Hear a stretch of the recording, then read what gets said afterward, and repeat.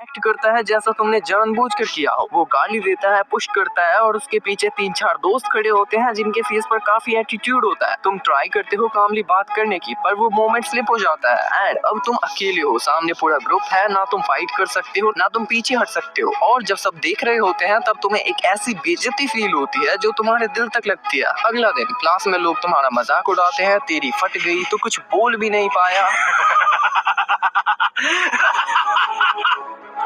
Even girls तक तुम्हें week समझने लगती है और तुम बस अंदर से ये सोच रहे होते हो कि अगली बार ऐसा हुआ तो मैं आगे से कैसे हैंडल करूंगा। एंड अगर तुम ऐसा कुछ सोच रहे हो तो ये वीडियो तुम्हारे लिए है। मैं तुम्हें सिखाऊंगा कैसे 1 से लेकर 4 लोगों तक की सिचुएशन में स्मार्ट और कंट्रोल्ड रिएक्शन देना है, बिना शो ऑफ के, बिना ओवर रिएक्ट के और बिना रिस्क लिए। कैसे अपना माइंडसेट और ब्रीथिंग कंट्रोल करनी है, कैसे अपनी बॉडी पोजीशनिंग और सिंपल मूव से एडवांटेज लेना है और कैसे एनवायरनमेंट को अपना अलाइ बनाना है। और सबसे इम्पोर्टेंट, एक शॉर्ट प्रैक्टिस प्लान जिससे तुम्हारा रिएक्शन नेचुरली स्ट्रॉन्ग बन जाए। बट रिमेंबर, अगर सिचुएशन लाइफ थ्रेटनिंग हो तो escape is not cowardice, it's smart. लेकिन अगर कॉर्नर्ड हो तो तुम कामली फाइट कर पाओगे। एंड डोंट वरी, अगली बार तुम टारगेट नहीं बनोगे। Mindset and breathing control. सबसे पहला स्टेप, रिएक्ट मत करो, रिस्पॉन्ड करो। जब कोई तुम्हें बम्प करता है या प्रोवोक करता है, उस सेकंड में तुम्हारा रिएक्शन ही डिसाइड करता है कि तुम टारगेट बनोगे या नहीं। ज्यादा लोग या तो फ्रीज कर जाते हैं या इंस्टेंटली एग्रेशन में आ जाते हैं। दोनों ही गलत है। क्यों? क्योंकि जब तुम फ्रीज करते हो सामने वाला सोचता है ये डर गया, और जब तुम ओवर रिएक्ट करते हो वो तुम्हें इजीली मैनिपुलेट कर लेता है। तो सॉल्यूशन क्या है? Breathing control. एक डीप ब्रीथ लो, सिर्फ एक। ये तुम्हारी बॉडी को काम सिग्नल देता है। शोल्डर्स रिलैक्स करो, आंखों से कांटेक्ट रखो और अपनी वॉइस लो और क्लियर रखो। ऐसे मोमेंट्स में लाउड बोलना स्ट्रेंथ नहीं दिखाता, कंट्रोल दिखाता है। बस इतना सिंपल सा स्टेप, एक ब्रीथ और एक आई कांटेक्ट 50% सिचुएशन न्यूट्रल कर देता है। अब तुमने अपना कंट्रोल दिखाया, पर बॉडी की पोजीशन भी इक्वली इंपॉर्टेंट है। अगर तुम्हारा स्टैंस गलत है, एक सिंपल पुश भी तुम्हें ऑफ बैलेंस कर देगा। अब अगले पार्ट में देखते हैं कैसे खड़े होना है और कैसे मूव करना चाहिए ताकि तुम सेफ भी रहो और स्ट्रॉन्ग भी दिखो। Second, positioning and small move. अब मान लो सामने वाला बंदा अभी भी ट्राई कर रहा है तुम्हें डोमिनेट करने का। यहाँ एक छोटी सी ट्रिक काम करती है, एंगल और स्पेस। कभी भी सीधा सामने मत खड़े हो, थोड़ा सा साइड एंगल लो, जैसे तुम्हारा एक शोल्डर आगे हो और एक पीछे। इससे तुम्हें 2 फायदे मिलते हैं। पहला, अगर बंदा पुश कर रहे तो तुम ऑटोमेटिकली बैलेंस में रहते हो। दूसरा, तुम्हारे पास मूव करने के लिए जगह होती है, लेफ्ट या राइट।